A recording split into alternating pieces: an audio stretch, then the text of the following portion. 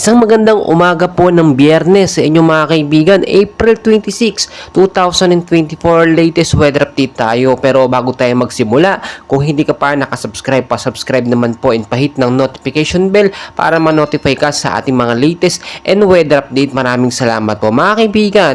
Ngayong umaga po ng Biyernes, asahan pong mainit pa rin na panahon ng ating mararanasan ngayong umaga hanggang sa tanghali po yan. Pero sa hapon po, no, dahil po sa hypnosis natin galing sa Pag-asa, easterlies po or yung mainit na hangin na nanggagaling po sa karagatang Pasipiko ang posible pong magbigay ng pag-ulan sa piling-piling lugar po sa Metro Manila, Luzon, Visayas at Mindanao. Kahapon po ay isang bugsong malakas na pag-uulan ng ating naranasan sa area po ng Pasig, Quezon City, Bulacan at Caloocan po. Biglaan po yan mga kaibigan. Sa ilang bahagi pa ng probinsya, gagaya na lang po sa Tarlac, nagkaroon pa po ng hailstorm, no, o yung pag-uulan po ng yelo ng biglaan po mga kaibigan, tulad ng ating inaasahan. Kahit sobrang init po ang ating nararanasan ngayon na umaabot nga po from 35 to 40 degrees Celsius na init, ay asahan pa rin natin na posibleng magkaroon ng pag-uulan po pagdating sa area po mga kaibigan ng Metro Manila, kasama na po ang ilang bahagi ng ating bansa.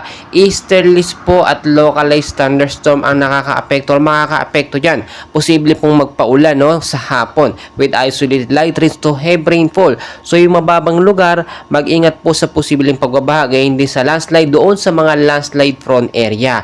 Mga kaibigan, lagi ko pong pinapaalala sa inyo, wala man pong bagyo na binabantayan ngayon sa loob ng Philippine Area of Responsibility, ay maging handa naman po tayo sa init ng panahon dahil ayon po sa Pag-asa, no, posibleng mas maging mainit pa etong nalalapit nga po na buwan ng Mayo. Pero huwag kayong mag-alala dahil ilang buwan na lang po simula ngayon ay patapos na rin po ang dry season at papasok na ang rainy season. Kaya mga kaibigan, lagi kong paalala, laging magbaon ng tubig, payong at sombrero panlaban po yan sa init. Iwas heat stroke po tayo at maging handa anumang oras. So patuloy ko po kayong i-update, and please huwag kalimutan mag-like and subscribe. Maraming salamat.